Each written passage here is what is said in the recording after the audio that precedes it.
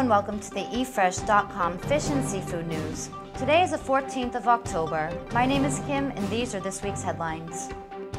Climate change affects tropical regions. Save the tuna.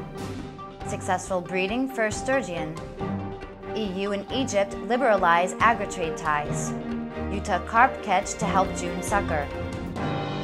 Major shifts in fisheries distribution due to climate change will affect food security in tropical regions most adversely, according to a study led by researchers at the University of British Columbia.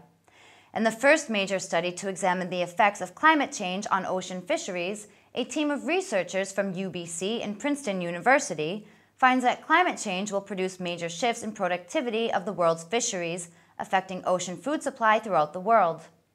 Previous studies have looked at how climate change affects global food supply, but were limited to land-based food sources. These studies have also predicted that tropical areas will see a decline in land productivity. The team also found that regions with the highest increase in catch potential by 2055 include Norway, Greenland, Alaska, and the east coast of Russia.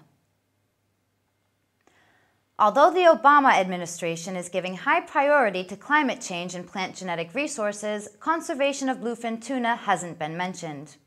Listing tuna under Appendix 1 of CITES would allow fishermen to sell bluefin domestically, but would stop high seas fishing in international trade, giving the tuna a chance to recover. A proposal to protect bluefin under CITES has been made by the Principality of Monaco.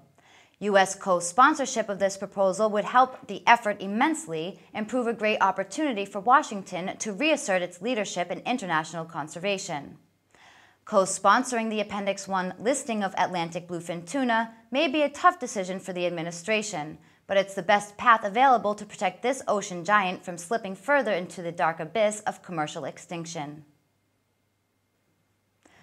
More than 20,000 artificially propagated Chinese sturgeon were born in an institution in central China's Hubei province. The institution announced successful breeding of the first sturgeon last week. Chinese sturgeon, one of the oldest living things on Earth, has so far existed for more than 140 million years. The species had been listed as a wild creature under the state top protection. The research is significant as it marks the discovery of an effective way to protect Chinese sturgeon with no dependence on this wild species itself, which is small in number, said the director of the institution. The first batch of artificially propagated Chinese sturgeon was born after 91 hours of incubation from more than 28,000 artificially bred eggs.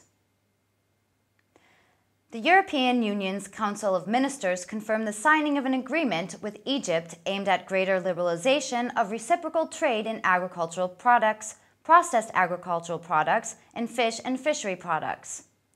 The decision amends the trade clause in the EU-Egypt Euro-Mediterranean Association Agreement. The trade provisions of that agreement, which have been in force since 2004, provide that both sides will gradually implement greater liberalization of their reciprocal trade in agricultural and fishery products.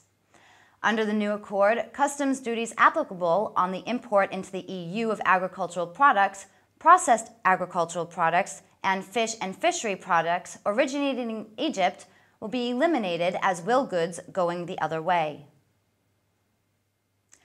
The most appetizing quarry? Maybe not, but carp will be the catch of the day for Utah commercial fishing crews who've started what's believed to be the nation's most ambitious effort to remove the bottom feeders from a lake.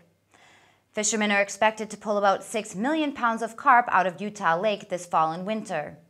Fishing started September 21st.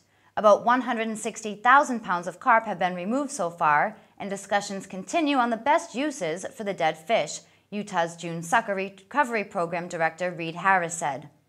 The work is meant to help the June sucker, an endangered native fish that lives in the 151 square mile lake south of Salt Lake City. Carp tear up vegetation on the bottom that provides important hiding spots for young June suckers trying to avoid predators.